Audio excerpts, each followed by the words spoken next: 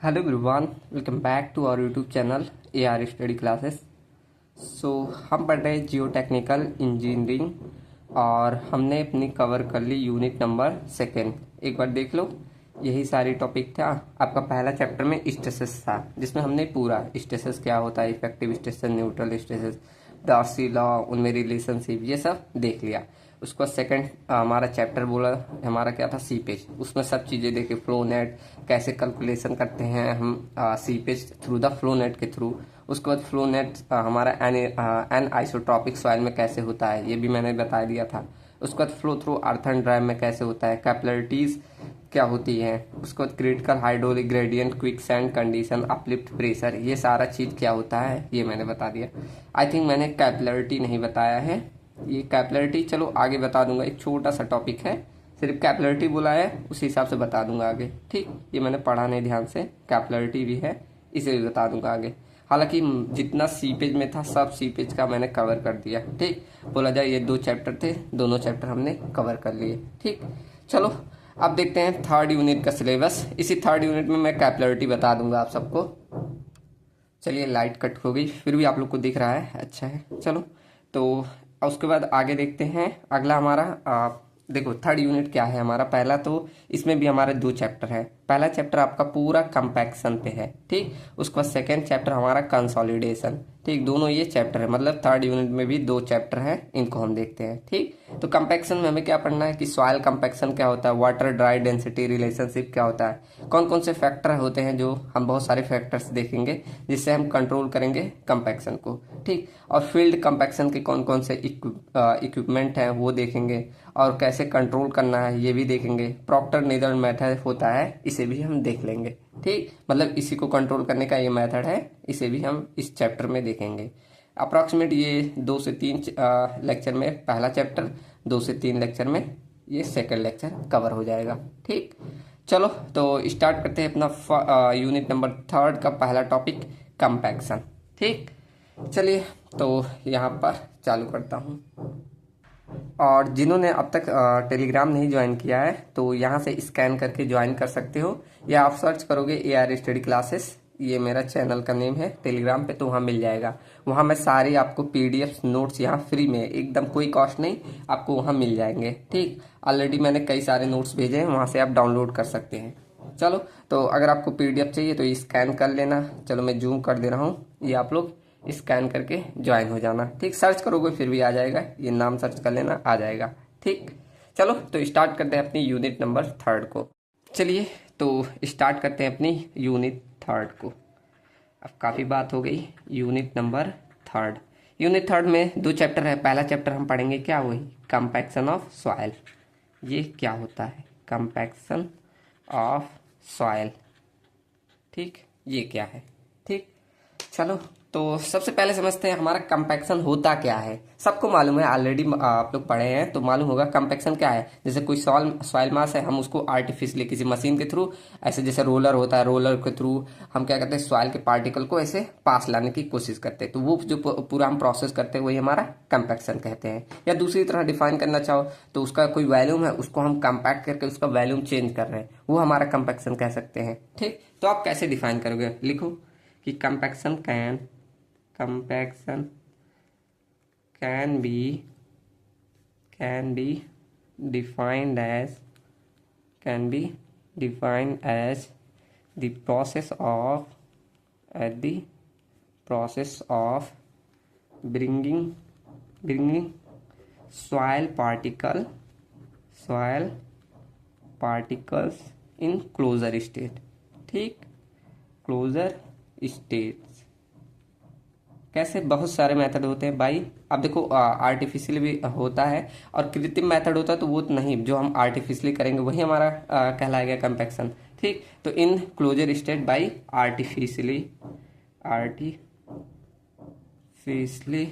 By artificially कैसे, by artificially applying the external loads. किसके through, जैसे यूजिंग ऑफ रैमर्स ले सकते हैं, रैमर्स, हैमर्स और क्या बोल दें, रोलर्स बोल दो, ऐसे बहुत सारी चीज़ें होती हैं, ईटीसी लिख दे रहा हूँ। ठीक, इन सब से हम क्या करते हैं, कंपैक्ट करते हैं। क्या होता है, इन ऑर्डर टू इंक्रीज, अभी एक बार मैं पूरा फिर से पढ़ दूंगा। In order to increase the denseness of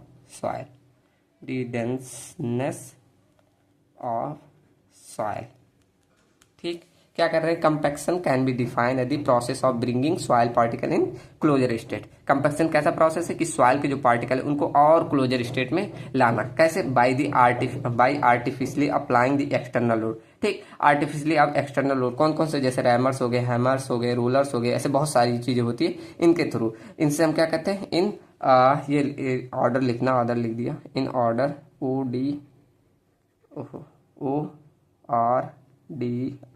ऐसे यही होता है ना, लिख लेना, ऑर्डर शायद यही स्पेलिंग है।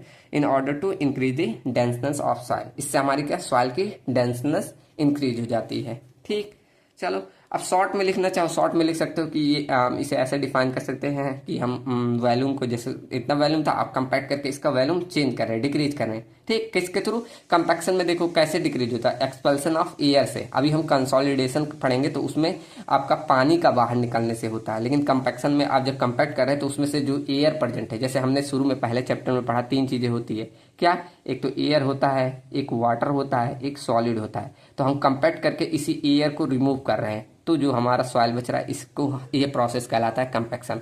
और कंसोलिडेशन में क्या करते हैं, हम इस वाटर को बाहर एक्सप्लोर करते हैं, बाहर निकालते हैं, तो वो कंसोलिडेशन कहलाता है। अभी दोनों में रिलेशन लिखा दूंगा। ठीक, तो इसमें क्या कर रहे हो, ऐसे शॉर्ट में लिखो, कंपैक्शन कैन बी, ऐसे compaction can also be defined as the volumetric decrease due to expulsion of air की वजह से, ठीक, तो वो आपका कंपैक्शन कहलाता है। अब ये सब सारी चीज़ें आप कर रहे हैं तो इससे आपको क्या फ़ायदा हो रहा है, सब बहुत सारी चीज़, पूरी आपकी सॉइल की इंजीनियरिंग प्रॉपर्टीज इंक्रीज हो जाती है। ऐसे शॉर्ट में बोलना चाहो तो ये बोल सकते हो। लेकिन अगर आप पूरा आपको पूछ लिया जाए एडवांटेज क्या है, कि आप कंपैक्शन की वजह से क्या क्या एडवांटेज हो रहा है, ड्यू टू कंपैक्शन क्या क्या एडवांटेज होगा। ठीक, तो सारी चीजें देखो, कंपैक्ट कर रहे हो तो उसकी शियर स्ट्रेंथ बढ़ जाएगी। अब काफी क्लोज हो गया तो शियर स्ट्रेंथ बढ़ेगी। अब वो लोड लगाओगे तो लोड बियरिंग कैपेसिटी बढ़ जाएगी। अब परमिबिलिटी भी कम हो जाएगी, जिससे पानी का रिसाव कम हो गया। ठीक, उसकी डेंसनेस काफी ज्यादा हो जाएगी, कंप्रेसिबिलिटी इससे इंक्रीज हो जाएगी, वॉल्यूमेट्रिक चेंज नहीं होगा। ठीक, ओवरऑल बोला चाहे, अगर नोट पॉइंट पूरा हम लिखना चाहे कि ओवरऑल ऑफ इसकी इंजीनियरिंग प्रॉपर्टी इंक्रीज हो जा रही है, किससे, कंपैक्शन के नाते। ठीक, तो एडवांटेज पूछा जाए तो पूरा आप जितना आपको इंजीनियरिंग प्रॉपर्टी आता है सब लिख देना। ठीक, मैं शॉर्ट में लिखता चल रहा हूँ कि देखो, पहले बोल दूं शियर स्ट्रेंथ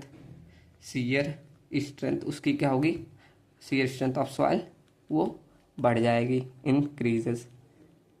ठीक, सेकंड आप बोल सकते हैं कि लोड बियरिंग कैपेसिटी जो होगी वो बढ़ जाएगी। थर्ड आप बोल सकते हैं कि डेंसनेस बढ़ जाएगा, डेंसनेस इंक्रीज हो जाएगा। ठीक, उसके बाद आप बोल सकते हैं कंप्रेसिबिलिटी बढ़ जाएगी, कंप्रेसिबिलिटी आपका कंप्रेसिबिलिटी मतलब कंप्रेस जो होता है ये डिक्रीज होगा, मैंने बोल रहा हूँ बढ़ जाए, कंप्रेसिबिलिटी डिक्रीज हो जाए, मतलब अब अगर आपका कंपैक्शन कर दिया तो वहाँ कंप्रेस कम होगा, वही बोलते हैं कंप्रेसिबिलिटी उसकी डिक्रीज हो जाएगी। ठीक, पांचवा और बोल सकते हैं कि अगर कंप्रेस ज़्यादा हो गया तो परमिबिलिटी कम हो जाएगी, परमिएबिलिटी विल बी लेस। ठीक, परमिबिलिटी आप सबने पढ़ा कि पानी का रिसाव, तो जब आपका काफ़ी क्लोजर स्टेट में सॉइल पार्टिकल आ गया तो पानी का रिसाव भी कम हो जाएगा ना। ठीक, और आप लिखना चाहे कि आपका वॉल्यूम जो चेंज होता है, अनडिजायरेबल वॉल्यूम चेंजेस जो होगा वो कम होगा, चेंजेस डिक्रीज। ठीक, डिक्रीजेस। ठीक, और आप अपने मन से कुछ लिखना चाहे और भी लिख सकते हैं, जो आपको इंजीनियरिंग प्रॉपर्टी आती हो। अब नोट पॉइंट पे आप यहाँ लिख सकते हैं कि हम कह सकते हैं कि आपका अगर बोला जाए कंपैक्शन की वजह से, तो ओवरऑल हम बोल सकते हैं सभी इंजीनियरिंग प्रॉपर्टी यहाँ बढ़ रही है। ठीक, तो ऐसे लिख दो, due to compaction, due to compaction overall engineering properties of soil वो क्या होगा, इम्प्रूव्ड, वो बढ़ जाएगी। ठीक, क्लियर ना, यहाँ तक सबको क्लियर? ये तो बेसिक हमारा चैप्टर स्टार्ट हो गया। ठीक, अब चलो अगली हेडिंग डालो कि हम एक डिफरेंस समझ लेते हैं कंपैक्शन और कंसोलिडेशन। हालांकि कंसोलिडेशन हमारा सेकंड चैप्टर है, यहाँ डिफरेंस समझ के चलोगे तो अच्छा रहेगा, आगे भी काम आएगा। ठीक, डिफरेंस पूछा भी जाता है AKT एग्जाम में। ठीक, तो ध्यान देना। चलो हेडिंग डालो, डिफरेंस किसमें, between compaction and consolidation, compaction and consolidation. ठीक, इनमें क्या डिफरेंस होता है? देखो, एक ऐसे लाइन खींचो, दोनों तरफ लिखते जाइए। मैं हाथ से इसलिए लिखवाता चलता हूँ, ये सब मैं चाहता पहले लिख देता, लेकिन आप लोग चाहें तो मेरे साथ साथ नोट्स बना सकते हैं।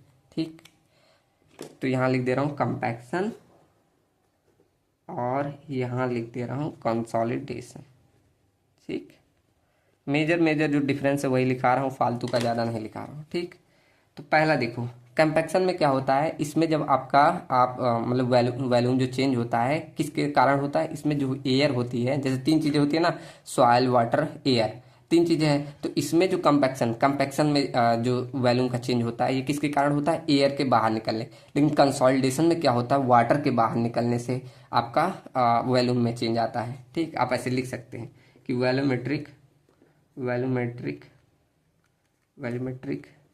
डिक्रीज लिखो, चेंज ना, decrease due to expulsion of air. ठीक, तो एयर के बाहर निकलने की वजह से इसमें वॉल्यूम में चेंज आता है। लेकिन आपका कंसोलिडेशन में किसके कारण आता है कि volumetric decrease due to expulsion of water की वजह से, एक्सपल्सन ऑफ वाटर। ठीक, तो इसमें वाटर के बाहर निकलने की वजह से वॉल्यूम में चेंज आता है, इसमें एयर में। ठीक, अब सेकंड देखो कि इसमें तो आप जैसे ये आप कंपैक्शन जब करते हैं तो इसमें आप लोड लगाएं तुरंत एयर बाहर निकल जाता है। लेकिन कंसोलिडेशन में क्या होता है, इसमें क्या होता है, ऐसे लोड काफ़ी समय तक लगाए रखना पड़ता है। आप लोग प्रैक्टिकल भी करेंगे, ऐसे लोड लगाए रहते हो, फिर धीरे धीरे उसमें पानी निकलते रहता है। मतलब ये इसमें काफ़ी टाइम डिपेंडेंट एक प्रकार का ये फिनोमिना है। लेकिन ये तुरंत का तुरंत इंस्टेंटेनियस फिनोमिना बोला जाएगा, ये एक प्रकार का है। ठीक, तो लिखोगे इट इज एन। अब ये जो डिफरेंस है आपके कॉम्पिटेटिव एग्जाम में बहुत रोल रखता है। इसमें देखो यही कई लोग कंफ्यूज हो जाते हैं, तो नहीं लगा पाते हैं। ठीक, तो इट इज एन, क्या लिखा, इट इज एन इन यहाँ लिखो instantaneous, INSTAN, instantaneous phenomena.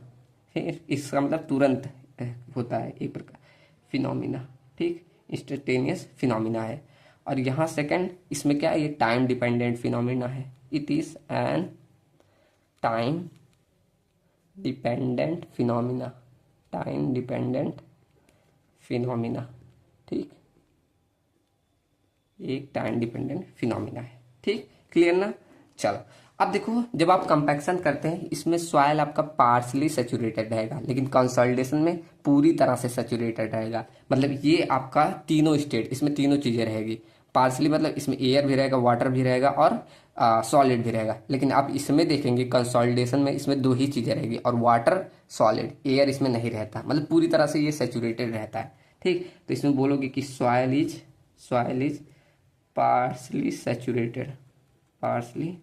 Saturated. आप ऐसे शॉर्ट में लिखना चाहें, मतलब ये 3 फेज डायग्राम होता है, इसमें 3 फेज डायग्राम इसमें बनेगा। ठीक, अभी मैं बना दूंगा एक figure.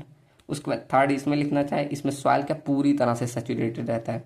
Soil is in saturated state, बस लिख लो सॉइल इन सैचुरेटेड स्टेट। ऐसा नहीं होता मतलब पूरी तरह से एयर, लेकिन हम मान के चलते हैं ठीक कि ये सॉइल पूरी तरह से सैचुरेटेड होता है। ठीक, चलो अब फोर्थ लिखो, ये लाइन थोड़ी सी बड़ा कर दें। अब इसमें देखो, जब आप कंपैक्शन करते हैं तो इसमें जो लोड लगाते हैं वो डायनेमिक लोडिंग, मतलब डायनेमिक होता है ऐसे लगाते गए इस तरह डायनेमिक लोडिंग। लेकिन इसमें कंसोलिडेशन में क्या, स्टैटिक लोडिंग, मतलब आप लोड लगाए रहते हैं ऐसे काफ़ी टाइम तक, तब जाकर वॉल्यूम में चेंज आता है। ठीक, तो यहाँ लिख सकते हैं कि लोडिंग जो आप अप्लाई करते हैं, loading applied is dynamic loading, dynamic loading होता है। डायनेमिक लोडिंग मतलब जैसे आप वाइब्रेशन के थ्रू ऐसे वाइब्रेटरी लिख लो, वाइब्रेटरी लोडिंग या इम्पैक्ट लोडिंग, ये सब आपका डायनेमिक लोडिंग कहलाता है। ठीक, स्टैटिक मतलब ऐसे आप काफ़ी समय तक ऐसे लोड, आप तो प्रैक्टिकल आपके वहाँ इंस्ट्रूमेंट होगा, जब करोगे तो मालूम चल जाएगा। अभी हम कंसोलिडेशन पढ़ेंगे तो वहाँ काफ़ी है, अभी हम देखेंगे आगे। ठीक, चलो तो इसमें क्या लोडिंग हम कौन सा करते हैं, static loading. Loading applied is static loading, static loading होता है। ठीक, चलो इतना समझ में आया ना। यहाँ लिख सकते हो ये 2 फेज में होता है। अब क्या पॉइंट लिखो, इतना समझ जा रहे हैं सब। अब यहाँ फिगर के थ्रू अगर बनाना चाहें तो चलो फिगर भी बना दे रहा हूँ, समझ जाना सब कि 3 फेज मतलब ऐसे कुछ। देखो ऑलरेडी हमने फर्स्ट यूनिट में ये पढ़ा था कि 3 फेज 2 फेज ये क्या होता है। देखो ये जब आप कंपैक्शन करेंगे तो ये तीनों फेज में है। यहाँ पर आपका एयर देखो छोटा बन गया, ये तीनों बराबर ही रखना। ये आपका एयर हो गया, ये वाटर हो गया, ये सॉलिड हो गया। ठीक, ऐसे तीनों चीज़ें होती हैं। तो इसमें जब ऐसे आप लोड लगाएं, डायनेमिक लोडिंग लगाते हैं तो एयर क्या होता है, ऐसे बाहर निकल जाए। अब पूरी तरह से ऐसा नहीं आपका मतलब मुमकिन है कि आप पूरी तरह से एयर बाहर निकाल लें, तो कुछ ना कुछ एयर बचा रहता है। जैसे इसका V1 वॉल्यूम है, तो आप जब लोड डायनेमिक लोड लगाएंगे तो कुछ ना कुछ एयर यहाँ, ओहो थोड़ा छोटा फिगर बनाइएगा, ये देखो ऐसे कुछ ना कुछ यहाँ पर बचा रहेगा एयर। ये इस तरह वॉल्यूम में डिक्रीज आ जाएगा इस तरह। ये मान लो एयर इतना है, इतना वाटर है, इतना सॉलिड, मतलब यहाँ आपको जो इतना दिख रहा है ये डिक्रीज हो रहा है आपका वॉल्यूम में, मतलब मान लो डेल्टा V यहाँ पर डिक्रीज हो जा रहा है। अब यहाँ जो नया वॉल्यूम आएगा ये आपका V2 मान लो, इतना आपका नया वॉल्यूम आपको मिलेगा। ठीक, तो यहाँ जो डेल्टा V आपको दिख रहा है ये आप लिख लो ऐसे, थोड़ा बहुत एयर बचेगा, वाटर बचेगा और यहाँ सॉलिड बचेगा।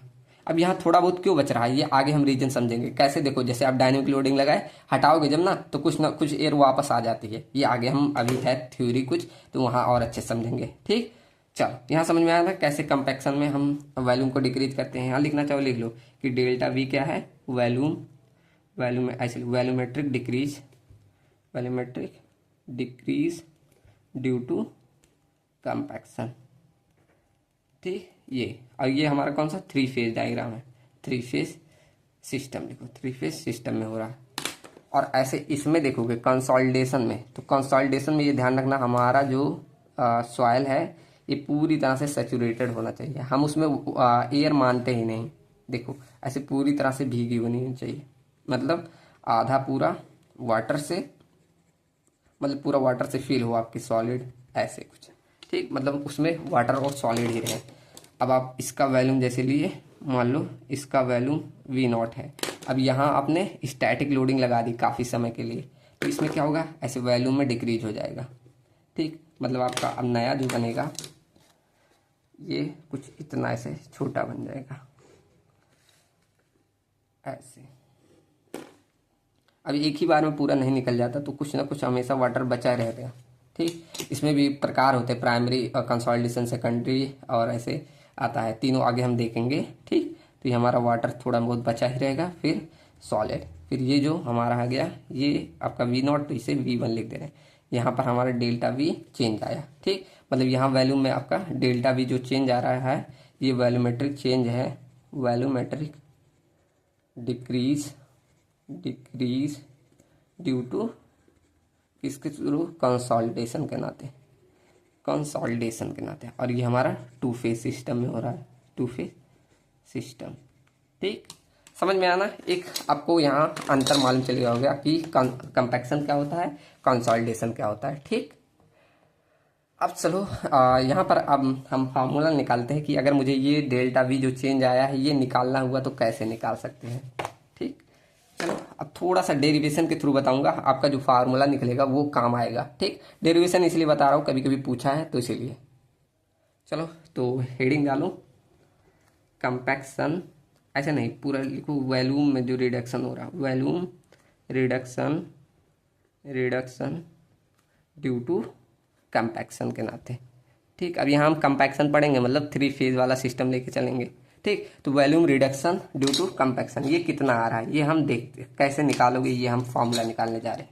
देखो एक सेकेंड, यहाँ मैं बना लूँ, जैसे मान लो शुरू में आपका ये पूरा था, 3 फेज में पूरा था, ये मान लिया है ऐसे कुछ है। चलो एक सेकंड में फिगर बचा दूँ। चलो ये रहा आपका फिगर, यहाँ ये एयर मान लो, ये वाटर और ये सॉलिड। ठीक, अब यहाँ देखो क्या हो रहा है, आपने डायनेमिक लोडिंग लगाई, ऐसे डायनेमिक लोडिंग लगाई। ठीक, मान लो यहाँ पर जैसे शुरू में इसका volume of air V A था, यहाँ volume of water V W था, volume of solid V S था, टोटल वॉल्यूम हम चलो मान ले रहे हैं वी वन टोटल वॉल्यूम था। ठीक, और यहाँ volume of air volume of water क्या होता है, वॉल्यूम ऑफ वाइड, तो इसे वी1 मान ले रहे हैं। ठीक, इन दोनों का सम सबको मालूम है, ये सब पहली यूनिट में पढ़ चुके हैं। ठीक, तो यहाँ पर जब डायनेमिक लोडिंग लगाई तो कुछ वॉल्यूम में चेंज आया, वॉल्यूम में रिडक्शन आया, ये देखो इतना चेंज आ गया ना। तो ये जितना चेंज आया यही अगर मुझे निकालना हुआ कि कितना आया, ये जो डेल्टा वी आ रहा है ये कितना आया ये मुझे निकालना है, तो कैसे निकालोगे। ठीक, तो चलो देखो क्या होगा, यहाँ पर अब चेंज हो जाएगा सब चीज़ें। ये आपका इधर लिखना चाहो तो ये वेट ऑफ एयर है, इधर वेट ऑफ वाटर और ये weight of solid W S है, इधर ऐसे। अब ये चेंज हो गया, वी ए ये है volume of air volume of water, सब चीज़ें लिख दे रहा हूँ एक बार, वॉल्यूम ऑफ सॉलिड, जिससे आप सबको याद हो जाए। अब यहाँ देखो वॉल्यूम ऑफ वाइट चेंज हो गया, मतलब वी2 आ जाएगा ये, और टोटल वॉल्यूम भी चेंज है, मान लो इधर टोटल वॉल्यूम वी2 लिख दे रहा हूँ। यहाँ लिख लेना ये सब कि ये वेट ऑफ एयर है, वेट ऑफ वाटर है, वेट ऑफ सॉलिड है, ये सब चीज़ें याद है आप सबको ना। अब मुझे निकालना है ये चेंज कितना हुआ, डेल्टा वी, ये डेल्टा वी क्या है, change in volume due to compaction की वजह से, वॉल्यूम ड्यू टू कंपैक्शन, यही निकालना है। निकाल सकते हैं कैसे, टोटल, यहाँ देखो टोटल वॉल्यूम हमारा कितना था, मुझे यही निकालना है, टोटल वॉल्यूम में चेंज कितना है। तो टोटल वॉल्यूम यहाँ कितना था, V1 था, और घटने के बाद यहाँ कितना आया, मान लो ये V2 आया। अच्छा यहाँ मैंने लिखा भी था, तो मान लो हमारा V2 आया, तो इसमें से अगर इसमें घटा दूं, मतलब V1 में से V2 घटा दूं तो यही बचेगा, हाँ यही बचेगा। ठीक, लेकिन यार इसको यही नहीं छोड़ते, एक फॉर्मूला निकल के आता है, कैसे देखो, अब यहाँ V1 माइनस V2 को हम चेंज कर सकते हैं, कैसे देखो, V1 इक्वल टू यहाँ हम क्या लिख सकते हैं, देखो यहाँ मैंने लिखा था वॉल्यूम ऑफ, यहाँ V1 को मैं लिख रहा हूँ, V1 को इक्वल टू ऐसे लिखते हैं volume of void first plus volume of solid, लिख सकता हूँ। यहाँ पहला का देखो V1 का क्या मैं लिख सकता हूँ, volume of wide plus volume of solid, सबको पता है, सिंपल पहले चैप्टर का है। ऐसे V2 को हम भी लिख सकते हैं, V2 इक्वल टू क्या हो जाएगा, यहाँ volume of wide second plus volume of solid, ये होगा, सबको पता है यही होता है। ठीक, ऑलरेडी हम फर्स्ट यूनिट में ये सब जानते हैं फॉर्मूलाज।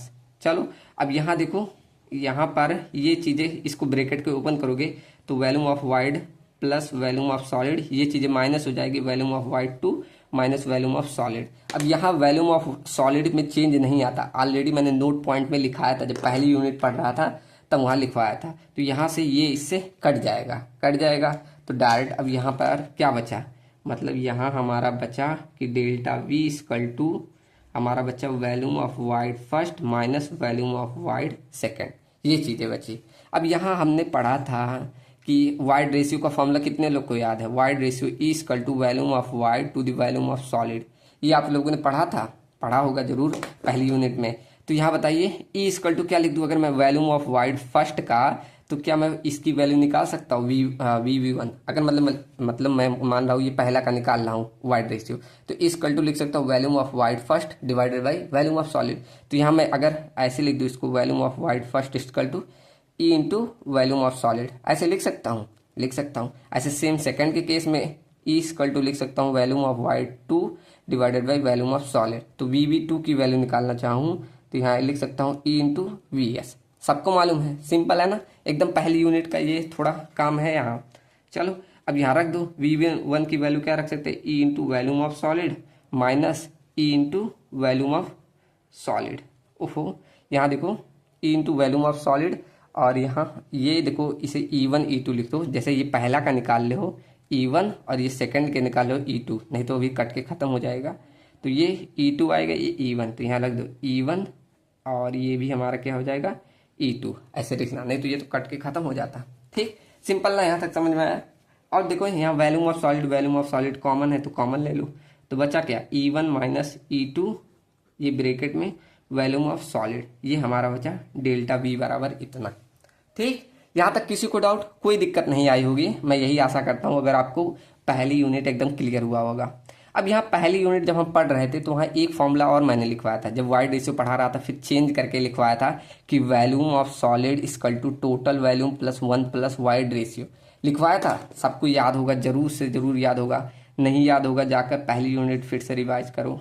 तो यहाँ पर ये फॉर्मूला लिखवाया था, तो क्या मैं यहाँ वैल्यूम ऑफ सॉलिड के स्थान पे ये रख दूँ, ऐसे रख दूँ, देखो E1 minus E2 divided by, बस इसको टोटल वैल्यूम और यहाँ डिवाइड कर दूँ 1 प्लस E से, इसे मतलब नाम दे दूँ V1 और इसे E1 लिख दे रहा हूँ, कोई दिक्कत, बस मैं पहले के रिस्पेक्ट में लिख दिया इसको। अब यहाँ देखो ये void ratio E1 minus E2 मतलब पहले में से दूसरे घटा रहे हो, तो यहाँ मैं इसको ऐसे लिख सकता हूँ चेंज इन वाइड रेशियो, ऐसे डेल्टा E लिख दूँ, किसी को दिक्कत, किसी को नहीं। और यहाँ हो गया V1 divided by 1 plus E1, ये हमारा फॉर्मूला निकल के आ गया। मतलब अब आपको change in volume equal to लिख सकते हो delta E into V1 divided by 1 plus E1, ये आपका फॉर्मूला आ गया। किसी को दिक्कत, एकदम इजी था ना। ऐसे देखो कहीं कहीं ऐसे लिखा रहता है इसको, मतलब E वाला ऐसे साथ लिखा, डेल्टा E बराबर 1 plus E1 multiply by V1 ऐसे लिखा रहेगा। तो ये आपका फॉर्मूला है, इसका चेंज इन यही चीज़ है, मतलब थोड़ा ऐसा आपको देखने को मिलेगा सब जगह। ये आपका फॉर्मूला आ गया चेंज इन वाइड रेशियो निकालने। ठीक, आप डायरेक्ट ये फॉर्मूला भी ध्यान रख सकते हैं, पूरा डेरिवेशन ध्यान रखना है तो भी ध्यान रख लो, बस क्या चेंज करके घटाना है और पहली यूनिट आपका काम में लेना है, पहली यूनिट वाला सारी चीज़ें ले लिया यूज में, बस आपका आ गया फॉर्मूला। ठीक, अब इसे चेंज करके थोड़ा देखो ऐसे भी लिख सकते हैं, क्या यहाँ पर जैसे मैं बनाऊँ एक ऐसे रफली डायग्राम बना रहा हूँ, आप लोग अच्छे से बना लीजिएगा। देखो जैसे ये मेरा वैल्यूम था, ऐसे कुछ था ना, पूरा वैल्यूम V1 माने थे, यही माने थे ना, मान लो इसकी पूरी हाइट मैं H1 मान ले रहा हूँ, ऐसे H1 हाइट मान ले रहा हूँ। ठीक, अब यहाँ पर जब आप डायनेमिक लोडिंग ऐसे लगा रहे थे तो इसका हाइट ऐसे कुछ नीचे दब गया होगा, ऐसे हाइट में भी चेंज आया होगा, डेल्टा या चेंज आया होगा ना।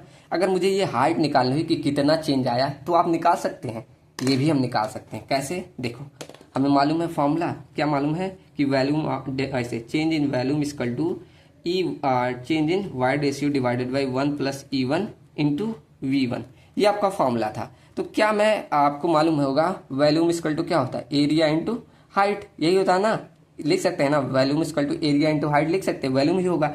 तो यहाँ मैं एरिया के स्थान पे A into change in height H लिख दूँ equal to delta E divided by 1 plus E1, और यहाँ हाइट में जो चेंज आया इसे लिख सकता हूँ H1 इंटू डेल्टा, आप सॉरी डेल्टा बोल रहा हूँ A, मतलब H1 इंटू A1 बोल सकता हूँ। ठीक, तो यहाँ मैं एरिया में मतलब H1 into A1 equal to V1 यही आएगा ना, किसी को यहाँ तक दिक्कत नहीं हुई होगी। देखो अब यहाँ से एरिया हमारा ये कट जाएगा, यहाँ A1 और A मतलब एक ही बात है, आप चाहें A1 लिखना चाहे ना लिखे, आप A ही लिख दीजिए, यहाँ A ही, और इसे H ही लिख दीजिए। देखो इसे H इंटू A ही लिख दिया, नहीं कन्फ्यूजन हो आपको। तो यहाँ से एरिया को हम काट सकते हैं, काट दिया तो बताइए आपको मिल गया ना कि change in height equal to आप निकाल सकते हैं delta E divided by 1 plus E1 into जो शुरू में पूरी हाइट थी H। आप इसे H1 भी लिख सकते हो, H भी लिख सकते हो। ठीक, तो ये आपका फॉर्मूला आ गया। अगर आपसे पूछा जाए कितना हाइट में चेंज आया तो ये हम दे सकते हैं। ठीक, क्लियर ना। चलो अब यहाँ सारी चीज़ें आप लिखना चाहे लिख सकते हो। यहाँ E1 क्या है, इनिशियल वाइड रेशियो। H1 क्या है, H1 बोले या H बोल दो, ये क्या है, initial height of the sample, initial height of the sample. और क्या बचा, डेल्टा E क्या है, change in void ratio, change in void ratio.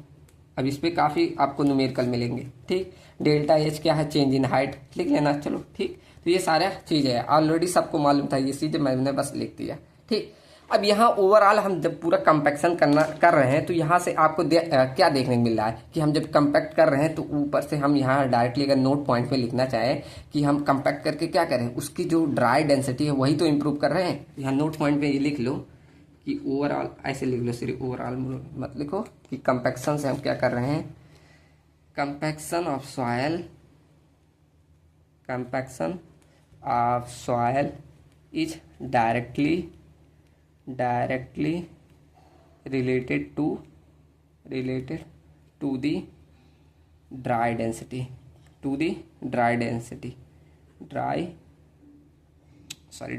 बोल रहा हूँ, ड्राई यूनिट वेट ऑफ, ऐसे ड्राई यूनिट को क्योंकि गामा डी से डिनोट करते हैं, इससे ऑफ सॉइल के। ठीक, तो इससे हमारा डायरेक्टली रिलेट कर रहा है। ठीक, तो यहाँ तक आपका जितना फार्मूलेस थे वो खत्म होते हैं। ठीक, अब हम बढ़ते हैं टेस्ट पे। पहले हम पढ़ेंगे लैब टेस्ट, कैसे हम लैब में मतलब कंपैक्शन को निकाल सकते हैं। अब इसमें देखो कौन से होते हैं, पहला आपका होता है स्टैंडर्ड प्रॉक्टर टेस्ट, फिर उसका होता है मॉडिफाइड प्रॉक्टर टेस्ट, फिर उसी को थोड़ा और मॉडिफाइड करके इंडियन मतलब भारत में बनाया गया इंडियन स्टैंडर्ड प्रॉक्टर टेस्ट और modified Indian standard Proctor test. तो ये 4 लैब टेस्ट है, इनको देखते हैं। ठीक, तो अब हेडिंग डालिए आप लोग, compaction lab test, compaction lab test. ठीक, देखो पहला मैंने क्या बोला था, अब ये सब थ्योरी है एकदम, बस आपको वैल्यूज ध्यान रखना है। ठीक, तो पहला लिखो एकदम, पहला आपका होता है स्टैंडर्ड प्रॉक्टर टेस्ट। इसमें क्या होता है, देखो हम एक मतलब मोल्ड लेते हैं जिसका वॉल्यूम होता है 944 सीसी। उसके बाद उसमें 3 लेयर में सॉइल को भरते हैं। उसके बाद हर लेयर जब देखो ये मैंने मोल्ड लिया, उसके बाद हर लेयर में 1 2 3 मतलब जब भी एक लेयर भरा तो 25 नंबर ऑफ ब्लोज में ऐसे एक रॉड होती है, उसके थ्रू ऐसे टैम्परिंग करते हैं। ठीक, फिर दूसरा भरा, फिर 25 नंबर ऑफ ब्लोज पे ऐसे टैम्परिंग की, फिर भरा, फिर ऐसे किया, फिर और जो मतलब आप यहाँ हैमर लेते हैं, ये जो फ्री फॉल कराते हैं मतलब उसका वेट भी होता है कितना 2.495 kg, और जो फ्री फॉल करते हैं वो 12 इंच की हाइट से करते हैं। बस यही ध्यान रखना है। ठीक, ये 4 चीज़ें ध्यान रखना। पहला मैंने बोला क्या, ये जो मोल्ड लेता है इसका वॉल्यूम कितना है, वॉल्यूम ऑफ मोल्ड कितना बोला था, 944 सीसी। ठीक, सीसी मतलब सेंटीमीटर क्यूब। उसके बाद हम हर मतलब मोल्ड में कितने 3 लेयर ऑफ सॉइल भरते हैं, 3 नंबर ऑफ लेयर्स कितना, 3, और हर लेयर में कितनी बार टैम्परिंग करेंगे, 25 बार। ठीक, तो नंबर ऑफ ब्लोज कितना, 25। ठीक, जो आप यहाँ हैमर यूज करेंगे मतलब उसका वेट क्या होगा, वेट ऑफ हैमर कितना 2.495 kg, इतना आपका वेट होता है। और कितनी मतलब ऐसे दूर से मतलब डिस्टेंस से हाइट से फ्री फॉल कराते हैं तो वो 12 इंच होता है। कितना, height of free fall equal to आप लिख सकते हैं 12 इंचेज। इसे आप चेंज करोगे तो आएगा 304.8 mm, इतनी वैल्यू आएगी। ठीक, अब यहाँ पर इन सारे चीज़ों से हम पहले में स्टैंडर्ड प्रॉक्टर टेस्ट में निकालते हैं कितना एनर्जी इम्पार्ट होता है जब हम स्टैंडर्ड प्रॉक्टर टेस्ट यूज करते हैं। उसके लिए एक फॉर्मूला है, बस ये रहा, मतलब वो फॉर्मूला सबके लिए वैलिड है। यहाँ हम निकालते क्या, एनर्जी, तो यहाँ लिख सकते हो E1 equal to NNWH divided by V। N क्या है आपका, देखो मैं सब चीज़ें ऐसे डायरेक्ट चलो मैं यहाँ लिख दे रहा हूँ। N क्या होता है, नंबर ऑफ जो आप ब्लूज बोला, नंबर ऑफ लेयर में जो आप रख रहे हैं, तो कितने लेयर में रखे थे, 3। उसके बाद आपका स्मॉल क्या होता है, यहाँ देखो यहाँ मैं लिख दिया है नंबर ऑफ लेयर 3, और स्मॉल n क्या होता है जो आप नंबर ऑफ ब्लूज अप्लाई कर रहे हैं पर लेयर पे। ठीक, तो कितना अप्लाई किए थे, 25 पर लेयर पे। उसका बाद वेट आपका W तो सबको समझ आया, वेट ऑफ हैमर, और H क्या होता है, हैमर का वेट कितना लिए थे 2.495 केजी। अब केजी को आप न्यूटन में बदल दीजिएगा तो 9.81 से मल्टीप्लाई कर देना, ठीक। उसके बाद इनटू में कर देना। आपका हाइट ऑफ फ्री फॉल कितना था, इसको एमएम में रखना है। ओहो, हाइट ऑफ फ्री फॉल लिखना है, हाइट ऑफ फ्री फॉल। अब ये चारों के लिए वैल्यूड रहेगा ये formula, height of free fall, ठीक। कितना था, 304.8 mm, और टोटल वैल्यूम कितना था, 944 cc, ठीक। रख दो। तो यहाँ पर एक सेकेंड, चलो अब यहाँ आप मल्टीप्लाई कर दो, 3 × 25 × 2.495 × 9.81 इंटू में 304.8, ठीक। तो ये आपका आ गया, इसको डिवाइड कर दो 944 से, तो ये आपका आ गया 592, ये आपका आ गया 592.71। ये आपकी वैल्यू आती है kilo joule per metre cube में, ठीक। ये आपका आ गया एनर्जी E1, यहाँ लिख लो E1 क्या होता है। E1 आपका होता है energy imparted by standard Proctor test के थ्रू, प्रॉक्टर टेस्ट में, ठीक। बस इतना ही आपका लैब टेस्ट में होता है, सब लोग कर लेंगे, ठीक। अब देखो सेकंड में जब हमने मॉडिफाइड कर दिया, सेकंड बस इसको मॉडिफाइड कर दिया, मॉडिफाइड प्रॉक्टर टेस्ट। इसमें क्या रखा, वैल्यूम को जो पहला देखो, वैल्यूम ऑफ मोल्ड उतना ही लेके चले, volume of mould MOULD, volume of mould कितना लेके चले, 944 cc तक ही। लेकिन जो नंबर ऑफ लेयर्स यहाँ हम 3 बिछा रहे थे, अब 1 2 3 4 5 कर दिए, और जो टेम्परिंग मतलब जितना नंबर ऑफ ब्लोज हर लेयर पे अप्लाई करते वो 25 का 25 ही रह गया, ठीक। मतलब सेकंड जो नंबर ऑफ लेयर था, नंबर ऑफ लेयर्स लिखो कितना हो गया, 5 कर दिए, और हर लेयर पे कितना 25 बार ब्लोज अप्लाई करेंगे। नंबर ऑफ ब्लोज कितना 25, और यहाँ हैमर का वेट लेकिन बढ़ा दिए, वहाँ 2.495 kg था, यहाँ 4.54 kg हो गया, ठीक।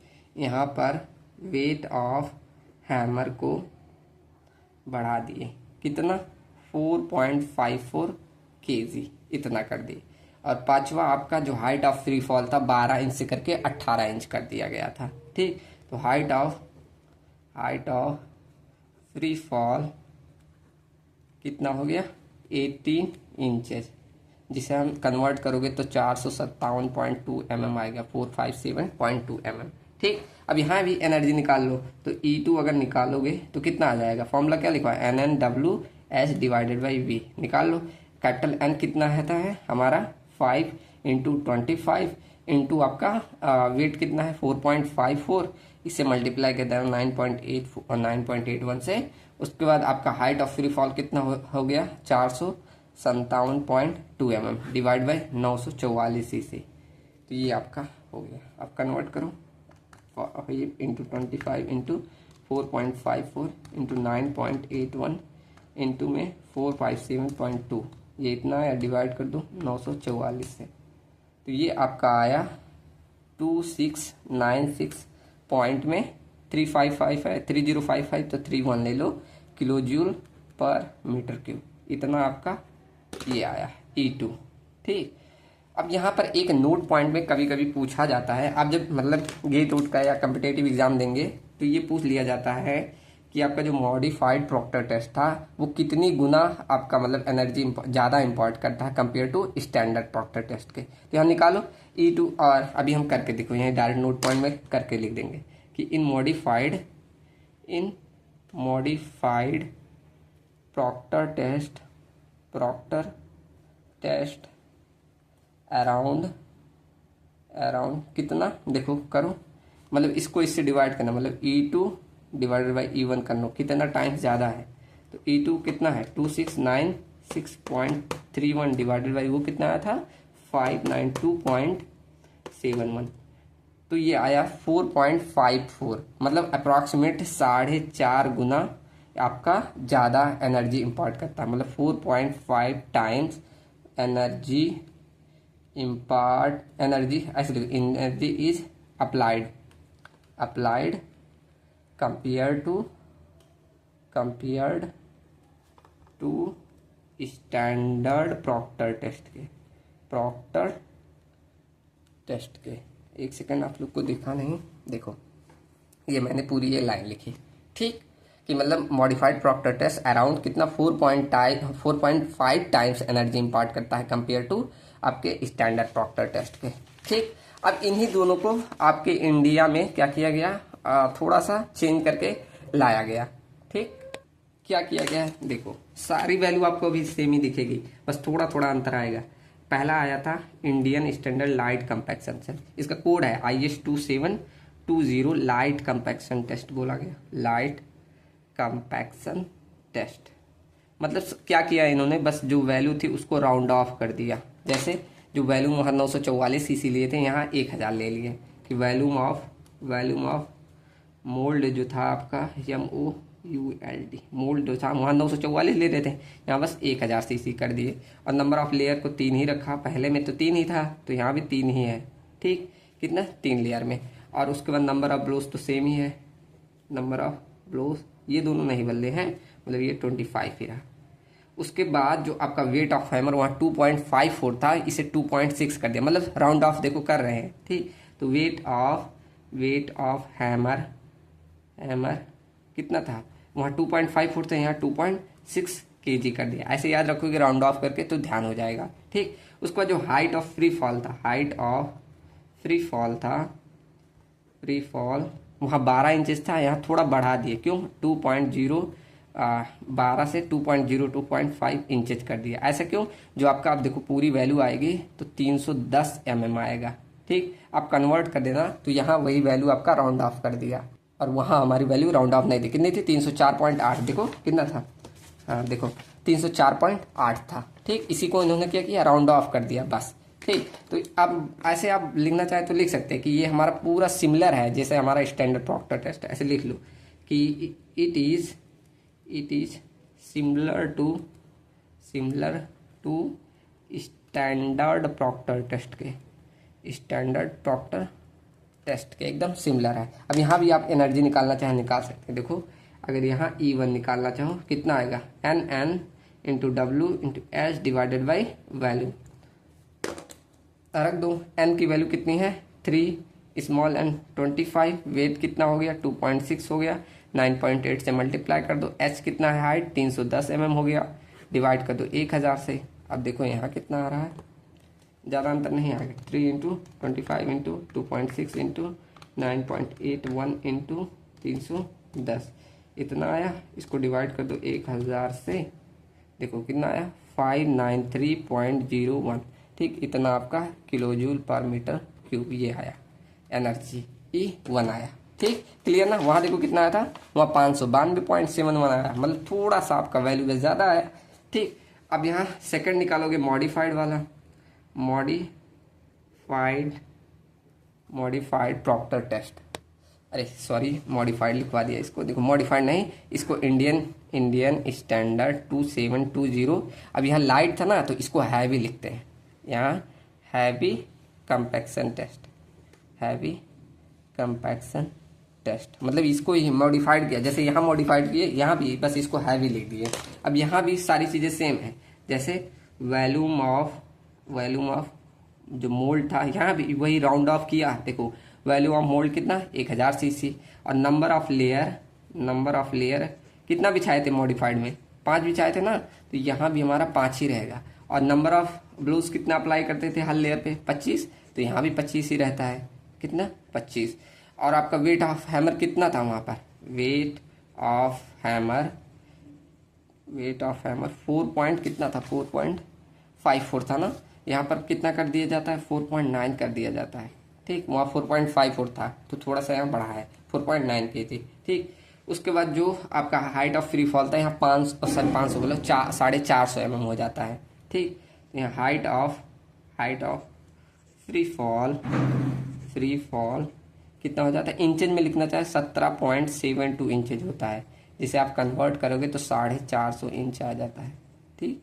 ये आपका आ जाता है। अब यहाँ एनर्जी निकालना चाहो E2 निकाल लो। ऐसे ये भी लिखना चाहो कि ये किसके सिमिलर है, it is similar to modified Proctor test के, मॉडिफाइड प्रॉक्टर टेस्ट के। ये कैसे हुआ, जैसे मूवीज वूवीज कॉपी की जाती है वैसे सेम इसको कॉपी करके बस राउंड ऑफ कर दिया गई सारी वैल्यू। ठीक, तो ये उसी के सिमिलर। अब यहाँ E2 निकालना चाहो निकाल सकते हो। E2 कितना आएगा, NN into W H divided by total value. Capital N की वैल्यू 5 इंटू 25 इंटू वेट कितना 4.9 इंटू 9.81 इंटू हाइट कितना है, हाइट हमारा है 450, डिवाइड कर दो वैल्यूम से 1000, तो ये आपका E2 आ जाएगा। देखो कितना आया, 5 इंटू 25 इंटू 4.9 इंटू 9.81 इंटू 450, ये इतना है, डिवाइड कर दो 1000 से, तो ये वैल्यू आई 2703.881 बस लिख दो। ठीक, इतना आया kilo joule per metre cube. अब यहाँ देखोगे इस केस में भी है आपका 4.5 टाइम्स ही आएगा अगर दोनों को कंपेयर करोगे। देखो मैं करके दिखाऊं, ऐसे नोट में लिखना चाहो नोट में लिख सकते हो, नोट में भी लिख लो कि in case of heavy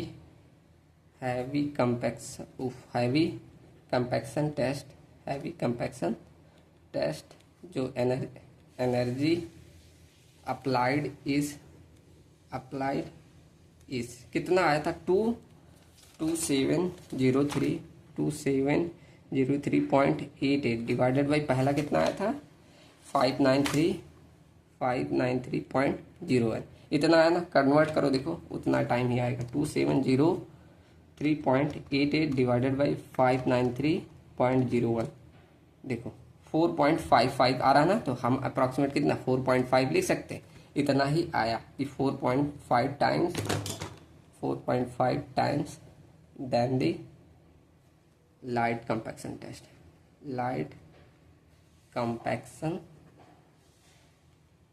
test के। ठीक, उतना ही आया।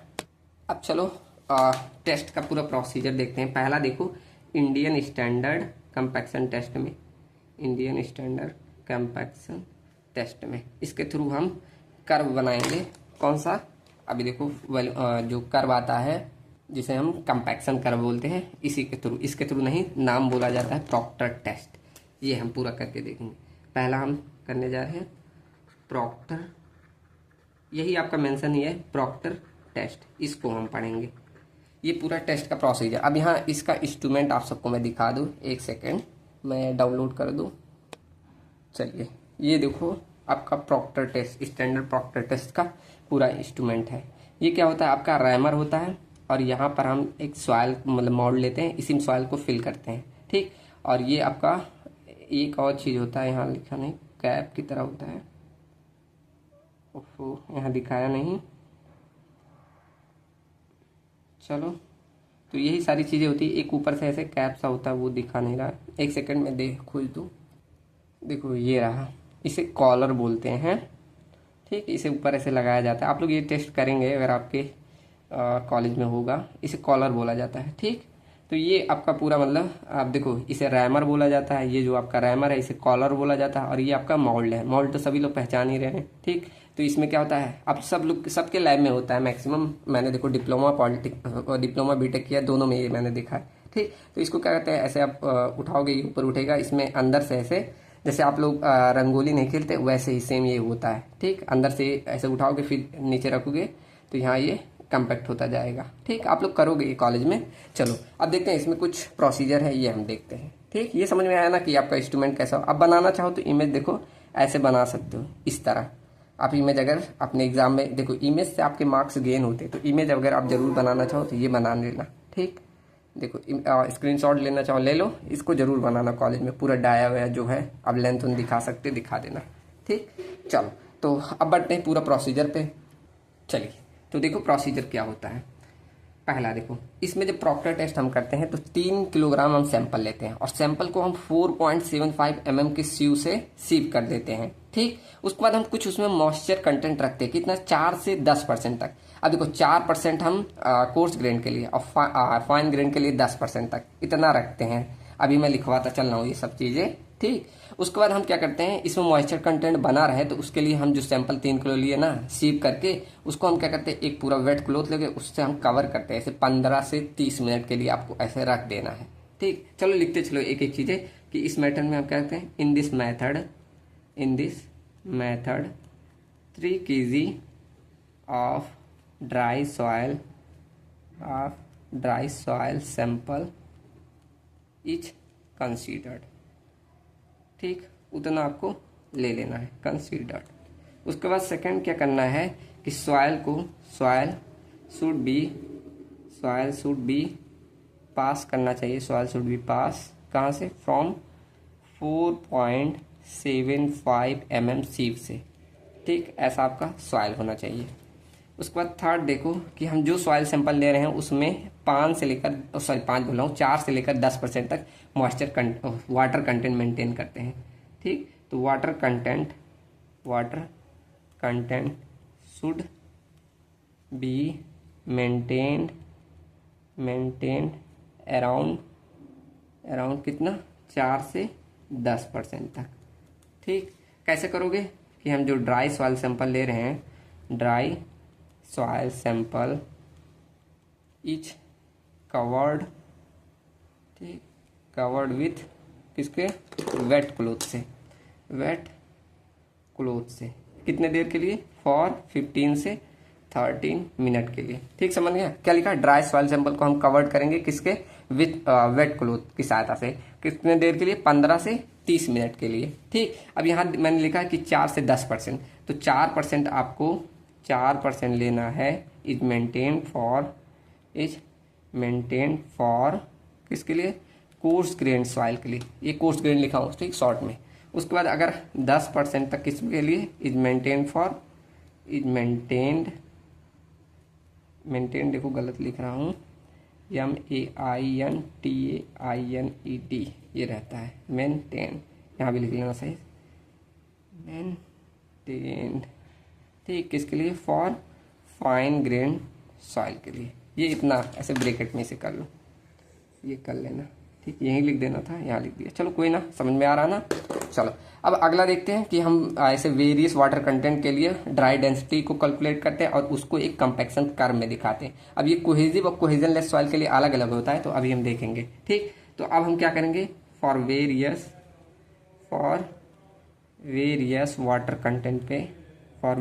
वाटर कंटेंट पे हम क्या करते हैं, गामा डी मतलब समझ रहे, ड्राई यूनिट वेट को कैलकुलेट करते हैं, इज कैलकुलेटेड एंड उसको हम क्या कहते हैं, and it is represented by compaction curve. अब ये सब कर्व आप प्रैक्टिकली बनाएंगे कंपैक्शन कर्व पे। ठीक, तो हम क्या करेंगे, वेरियस ऐसे वाटर कंटेंट पे हम वेरियस ड्राइड यूनिट वेट को निकालेंगे और उसको हम एक कंपैक्शन कर्व पे दिखाएंगे। अब कैसे दिखाओगे, देखो एक्स एक्सिस पे आपको, देखो यहाँ एक्स एक्सिस पे आपको वाटर कंटेंट को दिखाना है, वाटर कंटेंट को, और वाई एक्सिस पे आपको गामा डी को दिखाना है, गामा डी मतलब ड्राई यूनिट वेट को। ठीक, तो इस तरह आपको प्रॉक्टर टेस्ट को करना है। आपको ये देखो काम दिया जाएगा, ऐसे कंपैक्शन कर्व निकालो, कर्व आपको ऐसे टेस्ट जब करोगे ना तो यही आपका मेन होगा कि आप कंपैक्शन कर्व निकालें। ठीक, तो ऐसे आपको निकालना होता है। ठीक, इतना समझ में आया ना कि प्रॉक्टर टेस्ट क्या होता है। अब चलो देखते हैं कि कैसे बनाओगे आप कंपैक्शन कर्व किसी कोहेजिव सॉइल में एंड कोहेजनलेस सॉइल में। ठीक, चलो तो हेडिंग डालो। अब 2 चीज़ें यही पढ़ेंगे, उसको बाद कल करेंगे कि कंपैक्शन कैसे होता है कोहेजनलेस में और कोहेजिव में। ठीक, चलो तो हेडिंग डालो, कंपैक्शन ऑफ कोहेजनलेस सॉइल। ठीक, तो कोहेजनलेस सॉइल में कंपैक्शन करोगे तो कैसे होगा और उसका कंपैक्शन कर्व कैसे बनता है। ठीक, तो देखो जब भी अगर आपने फील्ड में कभी भी ऑब्जर्व किया हो तो जो भी कोहेजनलेस मतलब क्या, जैसे सैंड हो गया, ग्रेवल हो गया, ये सब कोहेजनलेस सॉइल होती है, वहां पर आपका इम्पैक्ट एक्शन या डायनेमिक लोड नहीं लगाते, वहां पर वाइब्रेटरी लोड लगाते हैं, तब कंपैक्ट होता है। अगर आप लोग कभी फील्ड में जाए तो ये चीजें जरूर देखेंगे कि कोहेजनलेस जो सॉइल होती है वहां पर हम कंपैक्शन सबसे अच्छे से, अब बोल सके इफिशियंसी कर सकते हैं किसके, वाइब्रेटरी लोड के थ्रू। इम्पैक्ट एक्शन अगर वहाँ लगा रहे हैं, इम्पैक्ट एक्शन या डायनेमिक लोड लगा रहे हैं तो वहाँ उसका नेग्लिजिबल इफेक्ट पड़ता है। ठीक, तो ये लिख लो आप लोग कि अगर आप कंपैक्शन ऑफ कोहेजनलेस सॉइल में, compaction of cohesionless soil is done ऐसे लिखो, compaction of cohesionless soil is done efficiently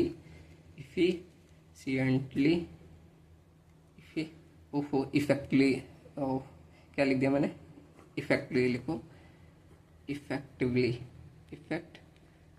तो compaction of cohesionless soil is done effectively किसके थ्रू, बाय वाइब्रेटरी लोड्स के थ्रू, ठीक, वाइब्रेटरी लोड्स के through. और अगर आप क्या इम्पैक्ट लोड लगा रहे हैं, एंड इम्पैक्ट लोडिंग लगा रहे हैं, impact loading has negligible effect, ठीक, तो वहाँ पर उसका नेग्लिजिबल इफेक्ट पड़ेगा, ठीक। अब इसका कंपैक्शन कर्व कैसा बनता है, देखो इसका कंपैक्शन कर्व कोहेजनलेस सॉइल का बता रहा हूँ, क्या लिखना है, कंपैक्शन कर्व लिखना, कंपैक्शन कर्व इसका कैसे बनता है कोहेजनलेस सॉइल का, देखो ऐसे कुछ बनता है। जैसे मान लो ये मैंने वाई एक्सिस, ये एक्स एक्सिस बना दी, ठीक। अब बताओ एक्स एक्सिस में क्या होता है, वाटर कंटेंट होता है, एक्स एक्सिस में मेरा वाटर कंटेंट, दिख रहा है ना, चलो एक्स एक्सिस में क्या हो गया हमारा वाटर कंटेंट, वाई एक्सिस में हम क्या रखते हैं, dry unit weight gamma D को। अब इसमें क्या होता है, इसका कर्व कुछ इस तरह बनता है, कैसा, देखो इससे बना रहा हूं, ये ऐसा बनता है, अभी मैं रीजन भी बताऊंगा, देखो कुछ ऐसे, मतलब आप यहाँ ऑब्जर्व किए होंगे, अगर देखो पेन से लिख दूँ, ये देखो यहाँ अगर आप ऑब्जर्व कर रहे हैं, ये जो मैं दिखा रहा हूँ ये गामा डी मैक्स है, गामा डी मैक्स यहाँ आपको मिल रहा है, ठीक। अब यहाँ आप ऑब्जर्व कर रहे हैं कि शुरू में गामा डी मैक्स है, फिर ड्राई डेंसिटी घट रही है, फिर अचानक से बढ़ गई। ये कैसे बढ़ गई, ये बढ़ती है कब, जब आपका डिग्री ऑफ सेचुरेशन एस की वैल्यू 1 हो जाती है, मतलब फुल्ली सेचुरेटेड हो जाता है तब। और यहाँ बीच में आप सोच रहे होंगे घट क्यों रही है, ये देखो यहाँ पर घट जाती है, कितना आपका, जब ये वाटर कंटेंट इसमें 4 से 5% तक हो जाता है, 4 से 5% तक, तब इसका ड्राई यूनिट वेट घटने लगता है। क्यों, ऐसा क्यों होता है, देखो जैसे आप लोगों ने पढ़ा होगा कोहेजनलेस सॉइल हम मेनली किसको मान रहे हैं, जैसे आपका सैंड वैंड यही सब होता है ना कोहेजनलेस सॉइल। तो कोहेजनलेस सॉइल में क्या होता है, जब आपका वाटर कंटेंट बढ़ता है, वाटर कंटेंट जब इसमें बढ़ता है तो आसपास इसके ऐसे देखोगे, ऐसे ये लेयर बनाने लगती है, ऐसे लेयर बनाने लगती है, पानी की ऐसे लेयर बनती है कोहेजनलेस सॉइल में। जैसे आप लोग ने सुना होगा बालू में, जिसे हम कहते हैं बल्किंग ऑफ सॉइल, सबने पढ़ा है। तो जब ये ऐसे आपस में लेयर बनाती है तो इसका वॉल्यूम क्या होता है, बढ़ते जाता है, ऐसे बढ़ने लगता है। तो आप सबको पता है ड्राई यूनिट वेट क्या होता है, weight of soil, dry weight of soil divided by volume. अब आप बताओ, जब वॉल्यूम की वैल्यू बढ़ रही है, ये बढ़ेगी तो ये वाली वैल्यू ऑटोमेटिक घटेगी। तो इसलिए देखो जैसे जैसे आपका वाटर कंटेंट बढ़ रहा है तो यहाँ पर वॉल्यूम आपका बढ़ता जा रहा है, तो बढ़ेगा तो उससे क्या होता है, ड्राई यूनिट वेट डिक्रीज होती है, ठीक। लेकिन ऐसा कंडीशन आता है कि आप बढ़ाते गए तो इसमें जो इसे बोला जाता है मैनिस्कस फॉर्म हो रहा है। तो जो मैनिस्कस ऐसे फॉर्म हो रहा है, तो आप जब बढ़ाते आ जाएंगे तो एक समय आता है क्या, ये मैनिस्कस ब्रोकन हो जाते हैं, मतलब टूटने लगते हैं। जब टूटेंगे तो इसका क्या होता है, वॉल्यूम डिक्रीज हो जाता है। आप लोगों ने ये सारी चीजें सुनी होगी कि आप जब बालू लाते हैं तो उसमें क्या करता है, ठेकेदार पानी मिला देता है, ठेकेदार नहीं जो बेचता है वो पानी मिलाता है, हल्का फुल्का मिलाता है, ठीक। तो उससे क्या होता है, उसका वॉल्यूम बढ़ जाता है और आपको भारी भारी सी दिखती है। तो आपको सजेशन किया जाता है कि आप ढेर सारा पानी नहाए, इसीलिए नहाया जाता है कि उसका मैनिस्कस ब्रोक हो जाए और वॉल्यूम डिक्रीज होगा, जिससे मालूम चल जाएगा कि हाँ ठेकेदार ने गद्दारी की है, ठीक। तो इस तरह आपका ये इसमें होता है कोहेजनलेस सॉइल में कंपैक्शन कर्व आपका कुछ ऐसे बनता है। समझ में आया ना सबको। और यहाँ शुरू में क्यों ज्यादा है, ये तो सबको ही मालूम है, जब वाटर कंटेंट एकदम जीरो रहेगा तो यूनिट वेट ज्यादा ही मिलेगा। क्यों, वॉल्यूम कम रहेगी तो वॉल्यूम कम, वैल्यू इससे जब डिवाइड होगी तो ये ज्यादा ही मिलेगा, सबको ही मालूम है इजीली, ठीक। तो चलो सब चीजें लिखो। पहला क्या लिखो कि हम ये ऑब्जर्व करते हैं, समझ में आया ना, कोई डाउट नहीं है। बस आपको ये इसे बल्किंग ऑफ इफेक्ट, अभी सब चीजें लिखूंगा। ये बल्किंग इफेक्ट सबको मालूम होगा, अगर आपने कंक्रीट पढ़ा हो और चीजें आपका बीएमसी पढ़ा होगा तो वहाँ ये सारी चीजें आती है, ठीक। चलो लिखो, it is observe observe that gamma d is maximum at completely dry condition पे, ड्राई कंडीशन पे। ठीक, तो यहाँ देखो जब एकदम वाटर कंटेंट जीरो है तब आपका गामा डी मैक्सिमम मिला, और कब मिला जब एकदम सैचुरेटेड हो गया एंड कंप्लीटली सैचुरेटेड कंडीशन में, कंप्लीटली सैचुरेटेड कंडीशन में। ठीक, तो यहाँ ये दो कंडीशन पे, कब जब एकदम आपका जीरो हो जा रहा है और जब एकदम आपका पानी यहाँ फिल हो जा रहा है, तब ये दो कंडीशन में। ठीक, अब कैसे हो रहा है देखो, अगर आप विथ इंक्रीज एक सेकेंड, अब दिखेगा तो चलो, with increase in water content, जब आप क्या कर रहे हैं वाटर कंटेंट को बढ़ा रहे हैं, with increase the water content, तो वाटर क्या करता है, water form a layer around the solid particle के, अराउंड द सॉलिड पार्टिकल के। ठीक, तो सॉलिड पार्टिकल के अराउंड एक लेयर फॉर्म करने लगता है। ठीक, और क्या करता है ये, एंड पुश अवे, ऐसे लिखो, एंड पुश देन अवे, और उसको ऐसे दूर दूर भेज रहा है। ठीक, जिससे क्या हो रहा है, देन आपका ये भी लिखना चाहो कि वॉल्यूम की वैल्यू बढ़ रही है, तो उससे क्या हो रहा है, गामा डी, देन ऐसे डायरेक्ट लिख दो गामा डी बिगेंस डिक्रीज। अब ये रीजन मैंने बता दिया है, डायरेक्ट लिख दो, then gamma d begins to decrease. ठीक, तो गामा डी आपका डिक्रीज होने लगता है। ठीक, चलो, तो थर्ड क्या लिख दें कि एट, तो ये समझ में आना कि गामा डी डिक्रीज होने लगता है। ठीक, तो एट मॉइस्चर कंटेंट ऑफ किस पे, 4 से 5% पे जब यहाँ पहुँचते तो वो आपका स्ट्रक्चर पूरा ऐसे हनीकॉम्ब की तरह फॉर्म हो जाएगा।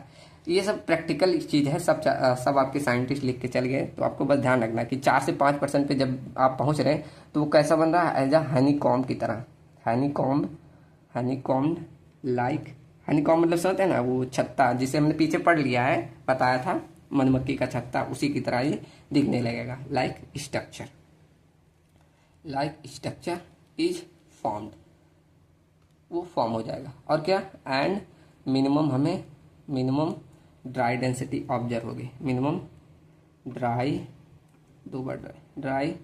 Density is observed.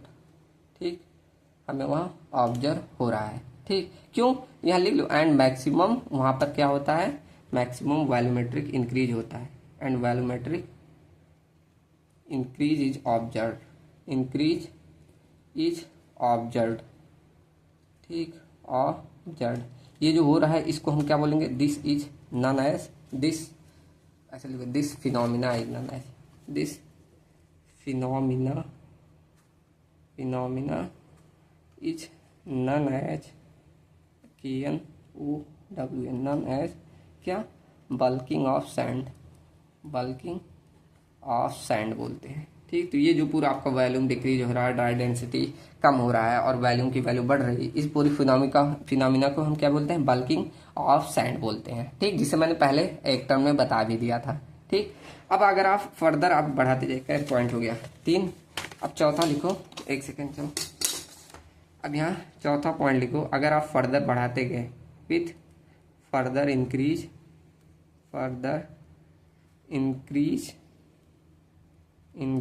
In water content,